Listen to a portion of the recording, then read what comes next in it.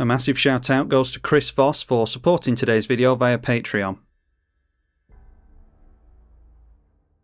Taking Gonti for another spin today. Hopefully it does better than it did in the last game up against Damia, Illuna and Yawgmoth.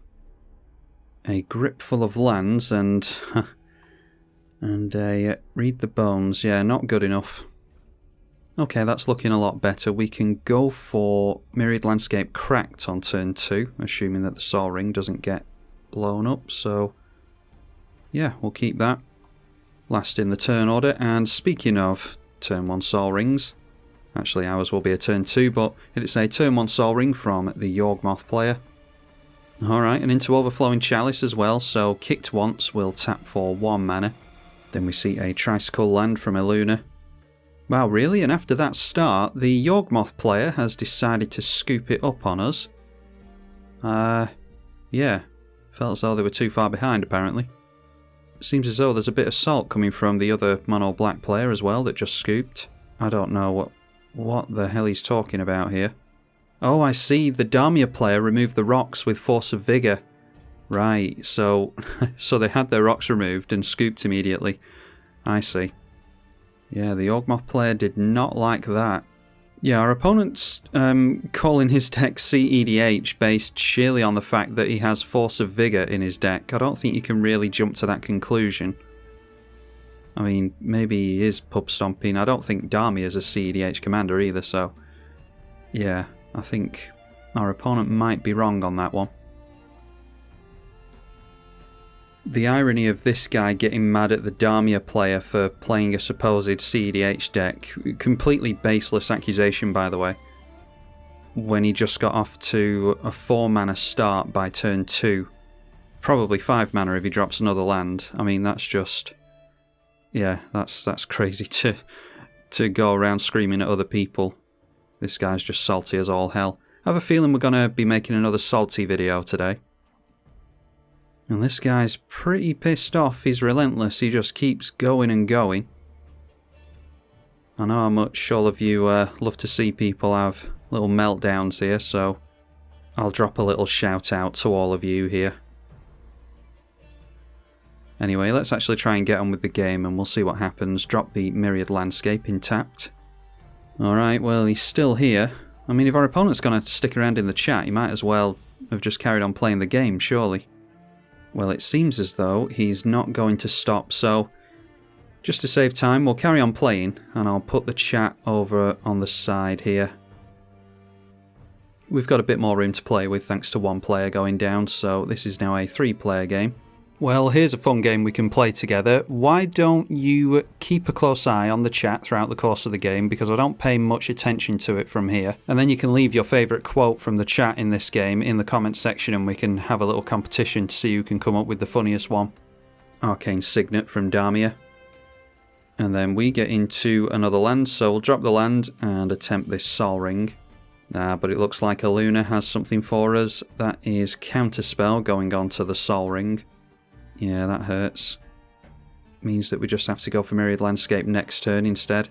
And then Illuna just holding up some more mana here. Might wish that he'd waited on that Counterspell.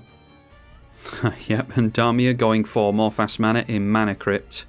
So that's 6 mana in total this turn. And making even more mana, a 3 visits this time. Only 2 cards in hand at least. But if any commander can refill your hand, it's certainly Damia. Or they could just do that, a Time Twister. So we're still on 2 lands and we're about to draw a fresh grip. Okay, getting into Mana Crypt though. Didn't get into a single land through all that. We had a grip full of lands and didn't draw into a single one again, unfortunately. So we'll throw down this Mana Crypt and again try to go for the Myriad Landscape. Alright, that lands this time thankfully, so go straight for the Myriad Landscape. Hope that they can't counter a triggered ability. And again that lands, so get 2 basic swamps into play. I'm just seeing the Teamer player over in the chat there saying that, yeah, it seems as though everyone is high power except me. I started this game, so people complaining about power levels and all that kind of thing, I get it if you signed up to a casual game or whatever and the levels are mismatched, but I'll just show you for transparency's sake. I started this game, it's right here, and as you can see there's no caveats here whatsoever, so as far as I'm concerned it's bring what you want. Unless it's cEDH, like you don't bring cEDH to a game unless it's specifically targeted at cEDH players. But yeah, apart from that, you just bring whatever you want as far as I'm concerned. Anyway, drop another land here, we might as well play out the Viscera Seer. I think this might be the first spell from the team of player. Irreverent Revelers here. Destroy an artifact, or it gains haste until the end of the turn. Well, there goes the Mana Crypt. And yeah, they do go after Damia's Mana Crypt as opposed to ours, as they should. Another land for Damia, and that goes straight into Uro, Titan of Nature's Wrath. Yeah, it's a very spiky Damia list. Not sure if you could call it cEDH yet, but it's certainly pretty try-hard. Getting a basic land out of the Uro, and then going for Sultai Charm, so blowing up an artifact or enchantment. That gets rid of our Mana Crypt. Another land, so just play that straight away. And that actually means that we can hold up Kaya's Ghost Form or something like that. We'll go for the Gonti.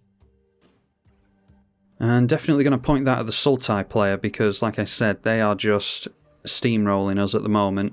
And it seems as though it's a very powerful deck, so we'll try and take some powerful cards here. So what have we got to choose from? That is Abrupt Decay, Cryptic Command, a land, and Vamp Tutor. We can actually go for the Vamp Tutor because we've got 1 mana held up, so yeah, I think it's Vampiric Tutor here. And then we'll show Teamer that we're looking in Sultai's direction and poke them for 1 with the Viscera Seer. The Reveler going straight into the red zone against Damia as well. Once again, Damia getting into a bit more mana with the basic Swamp. This guy's still over here in the chat yaddering away. Yeah, it's Unbanned Spirit Guide. It's not obvious who's saying what, but Unbanned Spirit Guide is the one who scooped. And he's still here with us. Now we see ourselves a Grave Titan from the Damia player. And holding up 2 mana, so there could still be counter magic, 4 cards in hand over there.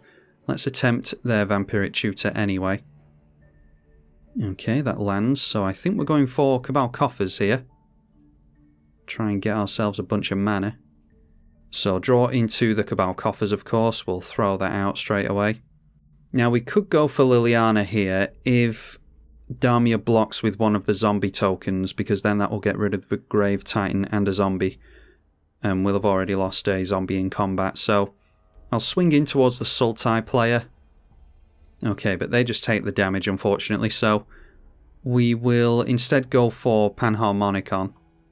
And I'll try and get some more activations with the Gonti here, so go Undying Evil now, and it will come back in with a plus counter when we sacrifice it to the Viscera Seer. Okay, but the Teamer player holding up Illusionist Stratagem.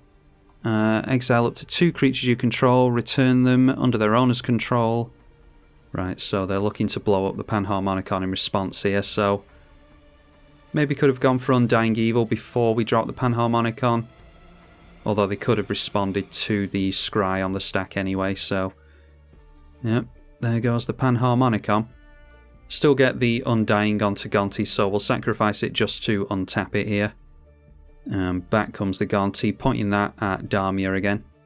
Okay, and we've got a couple of lands, another tutor in Demonic Tutor, Sublime Epiphany.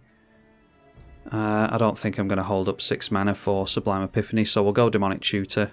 And then the Scry resolves on Viscera Seer. We've got a land on top, I don't mind getting into another land with Cabal Coffers in play. And then we'll save the Demonic Tutor. I'm not entirely sure what I want to get into with that, probably more card draw, so let's go feed the Swarm onto the Grave Titan here. Gonna lose 6 life to this, unfortunately. Also means we've got less enchantment removal in the deck now. And that's something Black obviously struggles with. Alright, but that's getting swan-songed anyway. So 3 cards left in Damia's hand.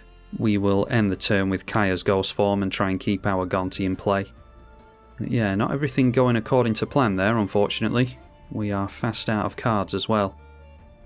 Just looking over at the chat there, they're saying how Necropotence is busted. That's actually the card that I was thinking of tutoring for. Yeah, might well go for Necropotence, so we might get a little bit more salt in the chat here. Illuna, Apex of Wishes, coming down, and that is going to get morphed. or mutated onto the creature. So it does mutate, they get the triggers with that, and get themselves into a Parcel Beast. Now going into the red zone against Damia again. And they go down to 31, getting whacked for 6 commander damage. Alright, and they pretty much tap out into Toxrill the Corrosive, so yeah, there goes our sack outlet. Obviously that's going to weaken our creatures as turns continue. Grave Titan turns in sideways towards the Teamer player, so that's 6 damage and even more blockers. And Illuna just decides to throw the Parcel Beast in the way of that. So no damage taken there. Going to the end step, Toxrill will put minus counters or slug counters, whatever they are, all over everything. So I'm not as worried about getting into a land now. Might as well sacrifice the Viscera Seer to its own ability and scry that to the bottom, try and get into some more removal. So we'll sack the Viscera Seer, put the land on the bottom and see what we draw into instead. Alright, just more mana in Arcane Signet. So attack Cabal Coffers for 5 mana, we'll go Arcane Signet. And then let's go for this Demonic Tutor. We'll see about getting some more card draw, refilling our hand here. Would be good if we had Decree of Pain in this deck. Oh wow, we actually do. Alright, I stopped running Decree of Pain and then started wishing for it again. Because it's so expensive, I did stop playing it, but this being a mono black deck, obviously found room for it. It's either that or Necropotence, really. Yeah, we need to wipe the board here, so let's go for the Decree of Pain. Potentially a greedy play, but I think we're going to be able to wrath the board next turn and draw a bunch of cards while we're doing it. Not necessarily the best idea now that I think about it, because the blue players are tapped out. Or almost tapped out, so yeah, maybe forcing in a Necropotence would have been a better idea. Then maybe we could have drawn into a board wipe. Anyhow, we'll take the bird in towards Damia because it's about to die to the slug. Illuna going into the red zone again and shockingly attacking us. Yeah, not sure what the plan is there. I don't know why they're attacking us. It should really be focused on this Damia player dropping bombs left, right and centre. Okay, and then a Mana War. So hopefully not bouncing the Gonti. Oh, I see. Pointing that at the Illuna. And they were at 5 cards there, they're now at 7, so that's interesting. Yeah, they get both the cards back. And now it makes sense, wanting to protect the commander from more command attacks, so going for a Blasphemous Act. We will keep our Gonti at least, thanks to the Kaya's Ghost form. Oh wow, but Force of Vigour, once again, that is coming from the Damia player. I didn't realise they got their Force of Vigour back, to be honest. Oh, of course, it's from the Time Twister, isn't it? So they've just been lucky and drawn into it again.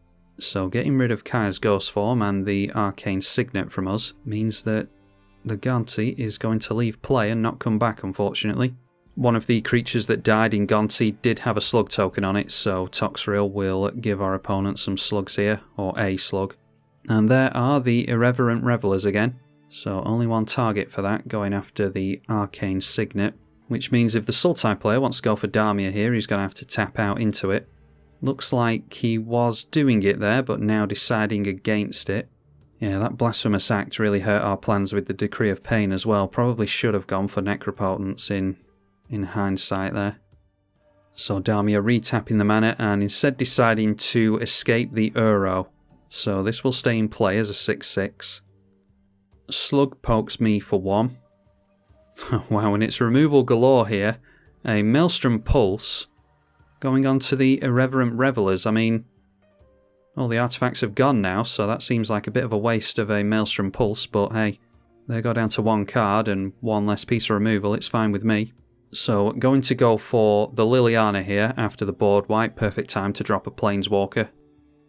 And I typically like to get the plus on Liliana straight away, try and get up to the limit break as soon as possible, but we want to deal with that Uro, so I will go for the -3. And that lands, so yeah, we'll just have to pass the turn, unfortunately. Can't afford to do anything else. Really wishing I'd gone Necropotence now. Well, the board wipe might still be relevant. There is a Genesis Ultimatum. And they get into a Beast Whisperer, a Temple of the False God, the land that's cool to hate, Sawtusk Demolisher, and a Lord Drakis. Plenty of mutate targets there. And Damia coming into play for the first time. So taking advantage of the fact that the Liliana has already been ticked down. So do we go for the +1 on Liliana and then board wipe for the extra card, is the question. We've got 6 mana from the Cabal Coffers. Maybe read the Bones and try and get into another land. Pretty risky though. If we don't get into the land, we can't go Decree of Pain. So yeah, I think I'll tick up on the Liliana before the board wipe here. Liliana gives us a card whenever one of our creatures dies, and then the Decree of Pain obviously does as well. So instead of going Read the Bones, we'll just go straight in for the Decree of Pain. Okay, and that land, so getting rid of the Damia is really good, as well as our opponent's creatures that he just got from the ultimatum. And we get into another land, so just drop the land.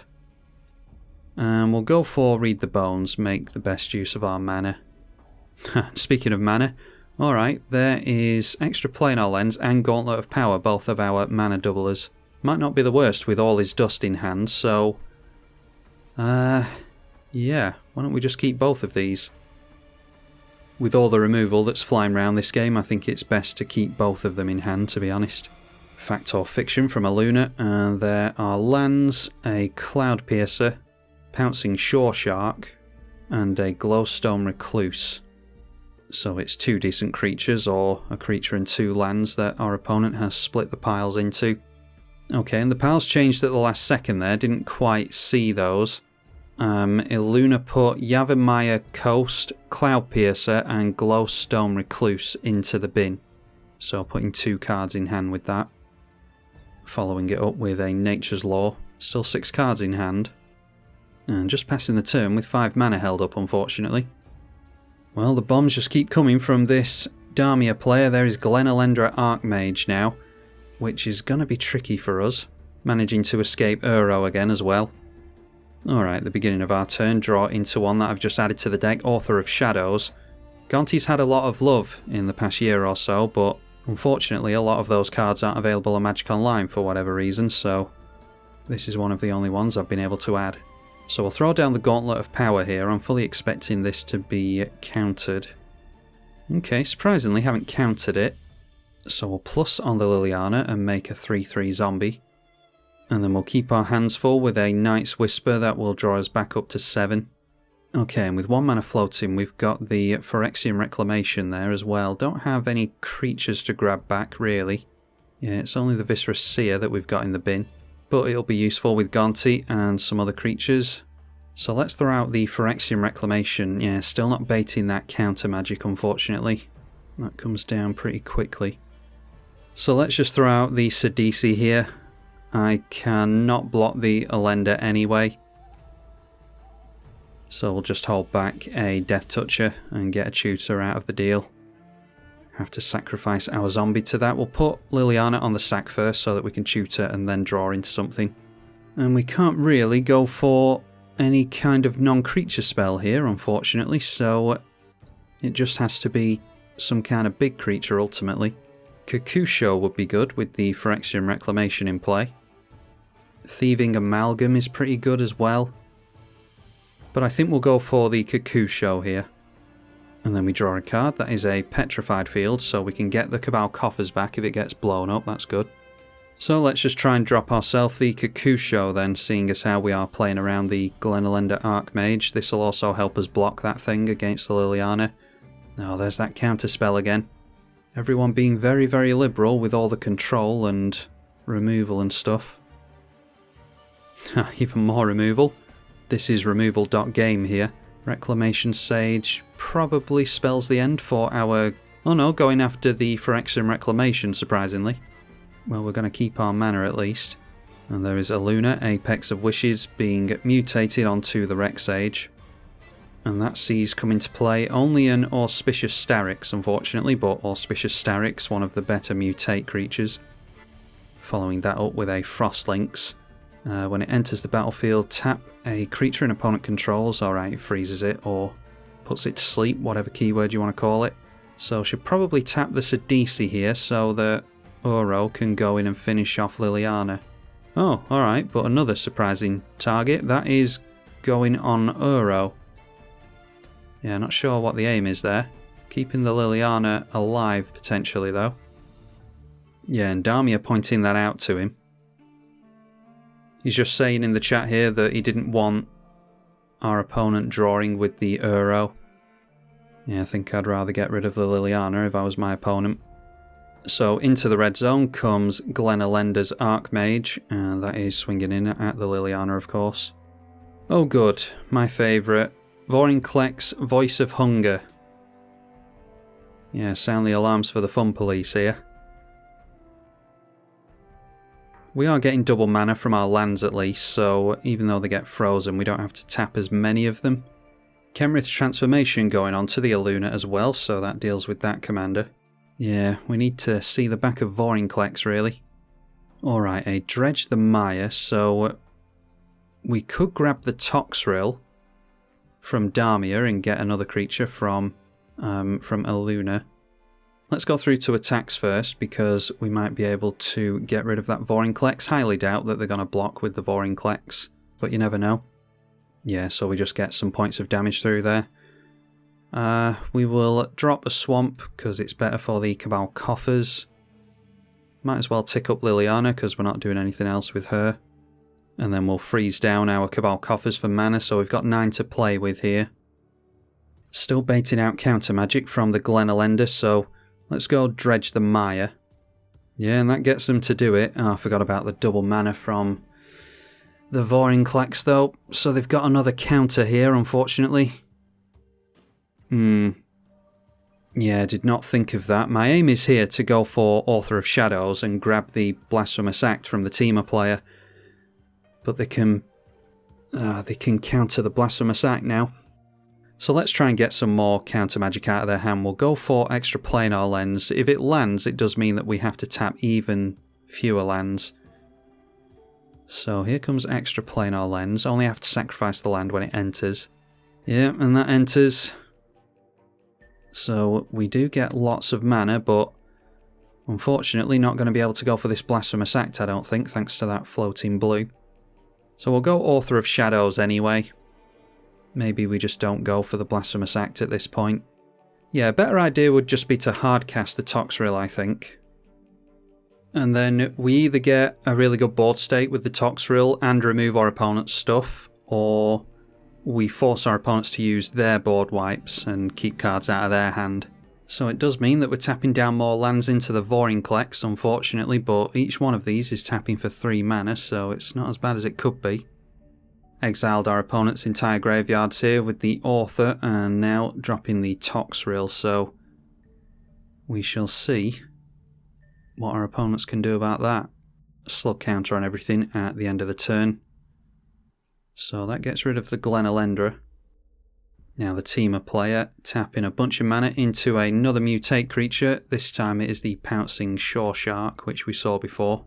Going to surely bounce the Vorinclex here. Starrick's trigger goes on the stack, and yeah, they are pointed at the Vorinclex, so that getting bounced to hand, forcing Damia to replay it. And then we see a main phase to Fairy's Time Twist, pointed at the Illuna, so that's a means of them getting their commander back after the Kenrith's transformation. And as we saw before, they do all go as a stack, so the Reclamation Sage been exiled here as well, so you would think that they would come back as separate creatures. Anyway, going straight through to the end of the turn, Toxrill is going to trigger first, or resolve first, I mean. So those creatures coming back will dodge the slug counters. But yeah, in comes Illuna and the Reclamation Sage with plus counters on them, so they do come in separately. And this time the Reclamation Sage is pointed at the Gauntlet, so that's a little bit less mana for us.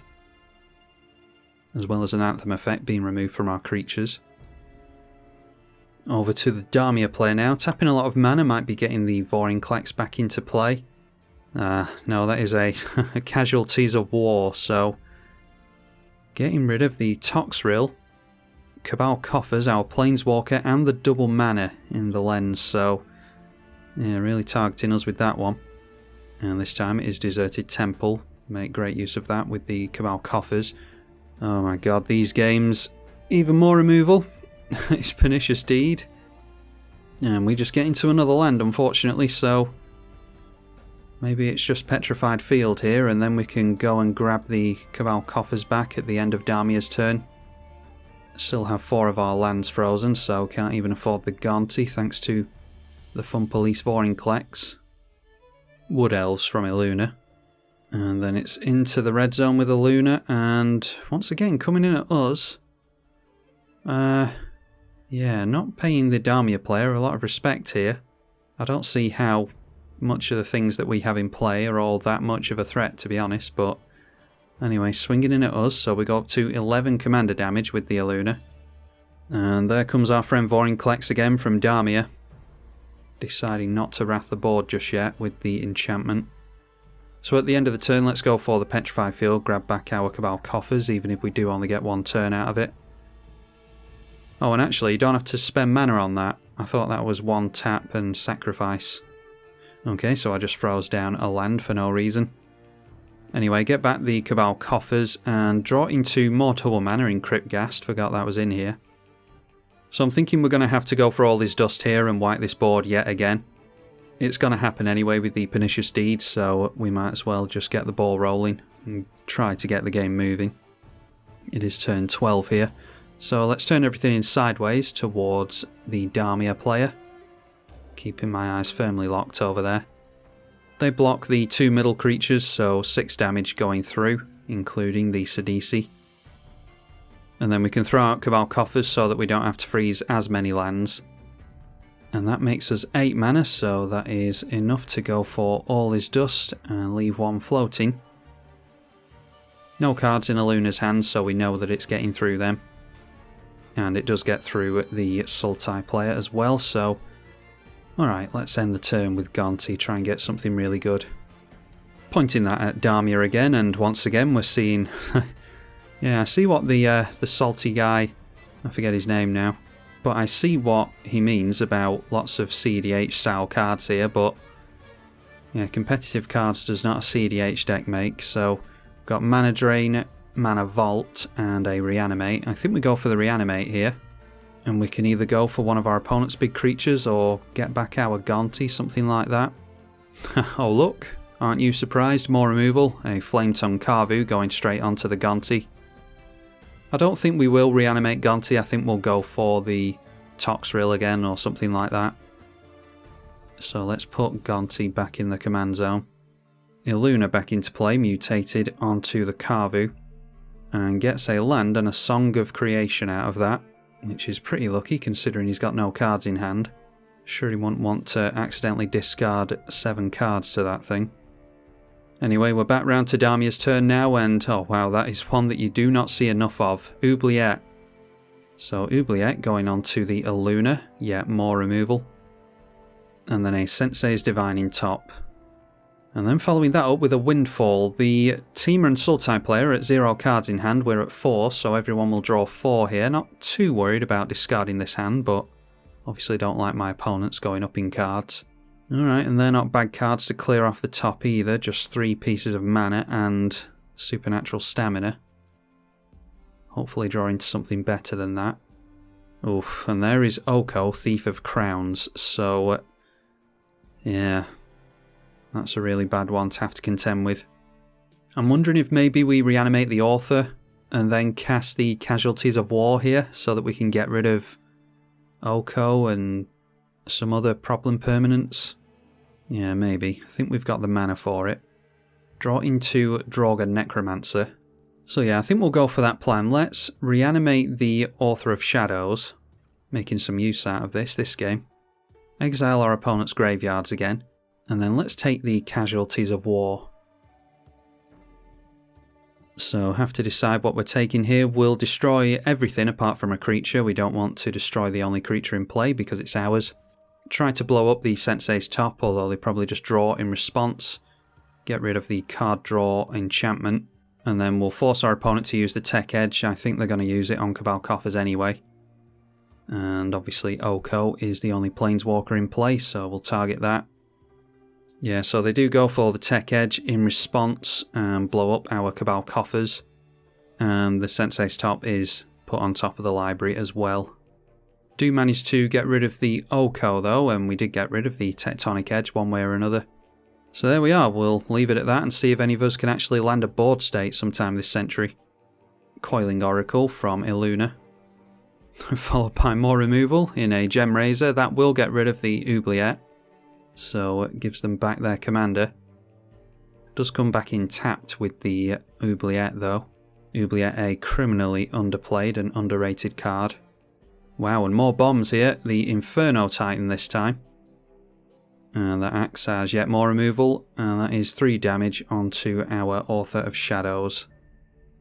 Mystical Tutor during the upkeep for Damia. And he has tutored up a Damnation. So yet another board wipe here. I forget how many board wipes there's been now. But there's the Damnation being played straight away to Wrath the Teamer player's board. I might have waited on that personally to try and have the Teamer player deal some more damage to us. Even if they deal damage to the Damia player, maybe we would have played into that board wipe and they could have got more cards out of us. Yeah, I might have waited on that Damnation personally. Anyway, it's round to our turn. After that, we draw into an Oubliette of our own. I think we just go for the Gonti again here. I don't see us doing much of anything else. We can go Gonti and hold up the stamina. So we'll go for yet more cards from the Sultai player. They seem to be playing cards that are more relevant to us. And they did shuffle away their Sensei's Divining Top with the Mystical Tutor, but it's ended up back in the top 4 somehow, so we'll tuck that away again. Go after the counter spell here. Alright, animating the Lumbering Falls, which is a manland. Oh, I see, and then going to mutate the Illuna onto the manland. I'm not sure what happens. Mutate's really weird. I'm not sure what happens after the end of the turn with that being a land. Does Illuna just become a land? Anyway, it will be able to gain Hexproof for 4 mana, because it will have the land's ability. Get themselves into a Crystal Shard from the commander as well. And then back into the red zone, concentrating on Damia again, that's good. Gave Damia a few turns off there. Damia sacrifices the food token in response. It's really commander damage that they're worried about here, but not a whole lot you can do about that without removal. So they go up to 9 commander, down to 23 life. And yep, I assumed as much, I think we all did. Damia, Sage of Stone, not being allowed into play here, we will counter that. And then we get into a Demonic Tutor of our own, okay. Not entirely sure what we tutor for, to be honest, but we'll go for Demonic Tutor. And looking at the cards here, yeah, we could go Worst Fears. Our opponents don't have many cards in hand, so I don't know if we can particularly screw them up. Sepulchral Primordial, we've just exiled the graveyard, so I don't think that'll be too good. Grey Merchant, we don't have a lot of black mana or any permanents at all in play. Again, Thieving Amalgam could be good, but it's pretty slow compared to all the board wipes going on in this game. Maybe we just go Sword of Hearth and Home here and try and make more mana, as well as getting more flickers on the Gonti, obviously. Yeah, we'll go for the sword. So play the sword. And equip. And then we'll swing in towards the Damia player. Only 2 cards in hand here. But of course, Jesus. Yep, they have more removal. So that is Assassin's Trophy going on the sword. No flickering of Gonti for us. We do get a land out of the deal though. So I've got the feeling that we're going to need some help against Damia, so I could go for Oubliette onto the commander here whilst they are shields down, but I would like Illuna to keep going in at Damia and get them on commander damage, especially while they are tapped out here, so I'll go for Burnished Heart instead and hope that we can get rid of the Illuna some other way. And then on Illuna's turn, we are straight into a Fire Imp, which is 2 damage, guess what, onto the Burnished Heart, which we just played. And then Illuna going in, it is going in at Damia at least. So trying to mount up this commander damage. Going up to 15 points of commander, so could knock out Damia with commander damage next turn. Could have had them out already if they'd taken in another attack over there previously instead of us. Damia with 1 card in hand, casting a Spark Double. I think that can only target your own creatures. So this will come down as a 0/0. Yeah, go straight into the graveyard with that. And back down to 0. A Hail Mary attempt of getting some cards into hand with a Mystic Remora. So not much of anything we can do here, we'll just have to try our luck with the Draugr Necromancer. And Illuna, judging by the chat, doesn't seem too confident about knocking out Damia for some reason, so I will swing in Gonti over there and try and limp my way up to taking them out myself. Well, it's straight into the red zone for him, and yeah, he is making the right decision here in going after Damia while he is shields down, no cards in hand, and is able to knock them out. So, question is, can we actually get rid of Illuna at this point? At the end of his turn, bouncing the Imp with the Crystal Shard, and then recasting Fire Imp, putting 2 damage on the Draugr, and now it's stalking Yeti. They don't have any snow mana, I don't think. But when it enters the battlefield, if it is on the battlefield, it fights another creature, basically. So the two of them will finish each other off, and we just end the turn with only 1 non-land permanent. So we can only take a couple of hits at Commander here. I don't see as though there's much of anything that we're going to do. Let's try and get the oubliette onto the Commander. I think our time is done here. And yeah, they do realise that they can make the Illuna hexproof here, so doing that before the oubliette lands, so we'll get rid of the Fire Imp instead. And then we'll go Thieving Amalgam, see if we can eventually go wide. And we'll swing in with the Gonti, and highly doubt, like I said, that we're going to outrace them, but we shall certainly try. Thieving Amalgam triggers on their turn, and we'll hope that we can get into a decent creature with it. Yeah, unfortunately manifesting a Temple of Epiphany, so clearing a land off the top for them, potentially doing them a favour. They cast Everquill Phoenix, and they are mutating that onto their commander. So getting the triggers there, getting a feather token, and into some free permanents as well. It was the Trumpeting Gnar that they flipped into off the top of their library. So as you would expect, the Illuna swinging in towards us, we're going up to 17 points of commander. Oh wow, and that's a top deck. Into Damnation, I actually didn't think we had any board wipes left, which is why I just wasted the oubliette. Should have kept that in hand, clearly. I'll just turn in sideways with everything because we are trying to outrace our opponent here. They are blocking the manifest creature, so we will drain our opponent for 2, doesn't really matter what our life total is. And then we can recast the Gonti, so let's go Supernatural Stamina onto the big black creature in an attempt to keep that in play, and then we can go for the Damnation. They bounce their commander in response with the Crystal Shard, and then the Thieving Amalgam coming back into play here thanks to the stamina, and we get another manifested creature, and once again it's a wasteland, so clearing 2 lands off the top for them. Yeah, that feels pretty bad. Oh, and of course they keep the land after the bounce, so yeah, I don't feel as bad about wasting the oubliette now. They've well and truly got us reanimating the man land and then going for Illuna onto the Lumbering Falls. And that flips them into Migratory Greathorn. Yeah, so like I said, even if I'd held on to the oubliette and waited for the commander to come back in, they could still have held up hexproof anyway. Okay, there's a Plumb the Forbidden. Don't see what else we can draw into to help us out here. I've purposely not put him to Torak and Exsanguinate, stuff like that in the deck. Although that wouldn't help us here anyway, thanks to all of our mana going down. So we'll play out just for the fun of it, turn everything in sideways here.